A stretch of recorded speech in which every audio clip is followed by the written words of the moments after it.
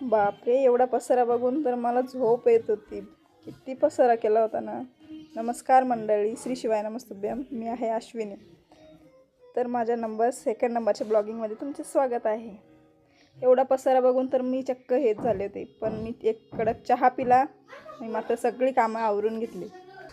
नंतर मग काय, मुलं आले, जेवण वगैरे केलं आणि मुलांना प्यायचा होता रसना. मग काय घेतला रसना बनवायला. मुलं म्हटले मम्मी रसना प्यायचा. मग केला बाबा एकदाचा रसना. त्याच्यात पण मध्ये आपलं कामं तर वाढवतात. रसना पुडी पण सांडून ठेवली थोडी. मग काय बनवा म्हटलं रसना. तसं लहानपणी ना आम्ही खूप रसना प्यायचो. लहानपणीची मज्जाच वेगळी असते ना. खूप आवडायचं तेव्हा रसना बनवायला.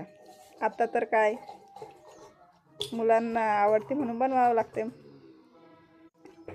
त्यात पण मुलांचं मध्ये करणं चालूच होतं.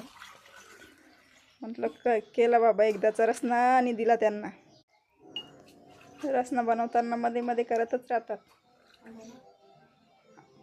पटकन कपामध्ये टाक, आम्हाला प्यायचा. म्हटलं घ्या बाबा. झाला, काढला आणि मग दिला आरवला प्यायला. म्हटलं बघ, तर म्हणतो छान झाला आहे. आरवही म्हणती त्याला दिला आणि मला त्यालाच घेते, मला नाही येत. म्हटलं घे बाळा तू पण. मग घेतला, काय छान झाला म्हणे मम्मी. ठीक आहे, थँक्यू. भेटू नंतर नेक्स्ट ब्लॉगमध्ये.